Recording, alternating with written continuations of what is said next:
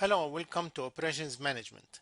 This lecture will address the heritage of operations management, the definition of production, the definition of operations management. In addition, the session will address the importance of studying operations management and how it would tie to the productivity of goods and services.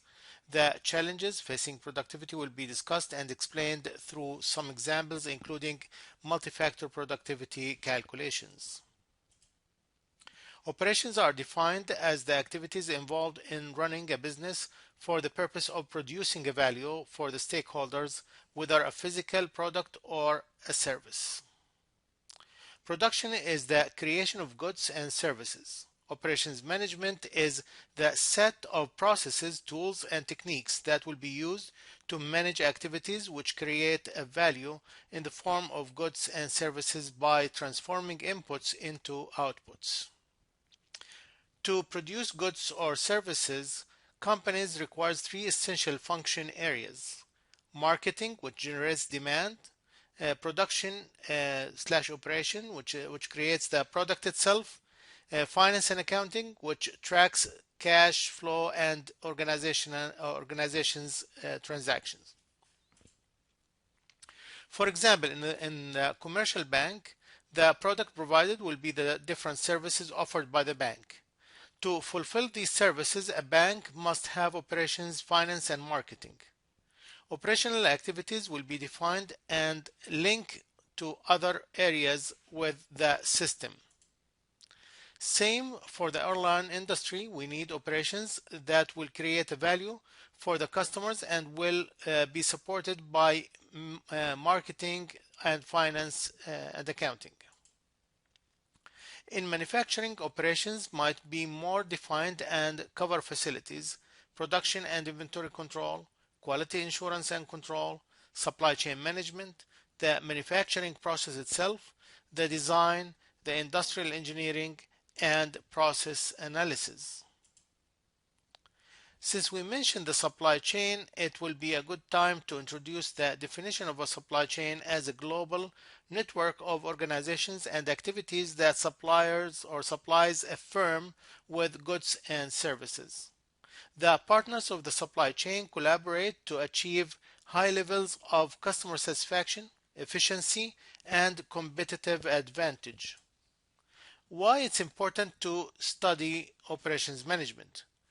Operations management is one of the three major functions: marketing, finance, and operations of any organization.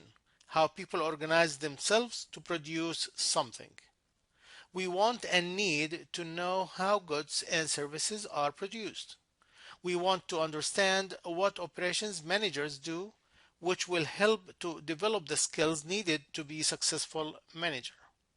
Operations management is such a costly part of an organization and represent a major opportunity to improve profitability and cut in costs. To understand more about the importance of operations management, this table shows that 20% of reduction in production under operations management can increase contribution way more than 50% increase in sale or 50% reduction in finance. Operations managers usually plan, organize, staff, lead, and control companies' operations. Operations manager will be involved in taking decisions starting from the design stage to managing quality to creating strategies for processes, location, and layout, to managing human resources, to managing the supply chain, to managing inventory, to scheduling, and all the way to maintenance. In each area of operations management, questions must be answered and strategies have to be developed. For example, in the design of goods and services, we need to answer the questions of what product, good or service should we offer or should be offered to the customers. How should we design these products and services? Considering in that design the cost, the skills needed, the quality, and the sustainability of that product. While in the quality management, we need to determine quality expectations and establish policies and procedures to achieve quality. In process and capacity design, we need to identify the processes required to produce the goods or provide the required services and in what capacity. In addition, we need to identify the different technologies required in these processes and what kind of skills required to operate using these technologies. We need also to identify the proper location for developing the goods or providing the services. For example, if you are going to open a restaurant, how do you select the location to be able to reach to the maximum number of customers? Once you select the location, how would you design the layout to be as efficient as possible and optimize the flow of material and provide the best services?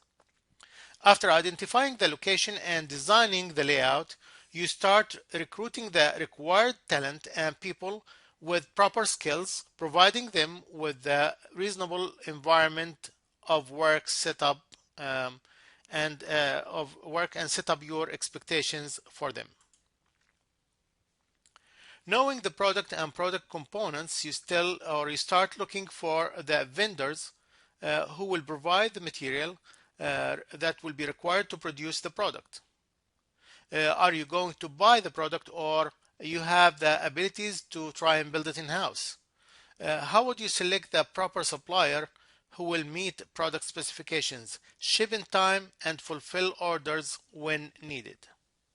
Do you have certain criteria for that? We need also to answer the question, do we need to stock and have some kind of material in some place? So do we need warehouse? Do we need inventory? What will be the size of the warehouse? When do I need to order to fill the warehouse again? And how can we optimize inventory to make sure that it meets production schedules and customer satisfaction? Once you identify the processes, you can schedule work and assign personnel and facilities to these processes. To maintain a reliable and stable process, a maintenance plan has to be developed and implemented. Over the years, operations management focus changed from cost to quality to mass production to global focus. Many approaches and theories have been developed over the years to optimize operations and increase productivity.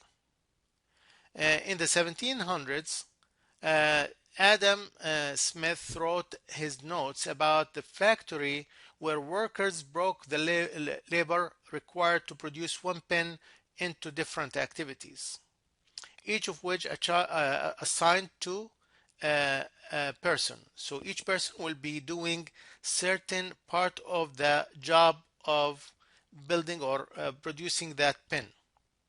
Using that method, 10 workers were able to produce 48,000 pens per day.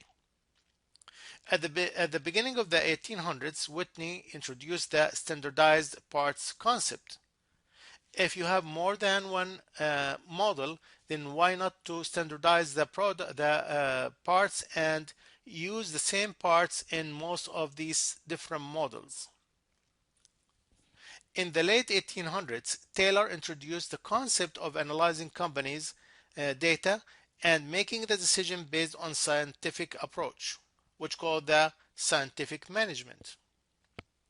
In 1913, Ford used the assembly line concept in making Ford cars. During the 1900s, we started to see lots of techniques, tools, and methods used to improve operations and increase productivity. Then with the introduction of computer era, computer hardware and software started to be used in the design, the development, the planning, and the execution of products. Manufacturing systems were guided by computer programs. Companies started to look at other competitors not only on the national but on an international level, introducing globalization, which created the need to improve worldwide communication and the development of the internet.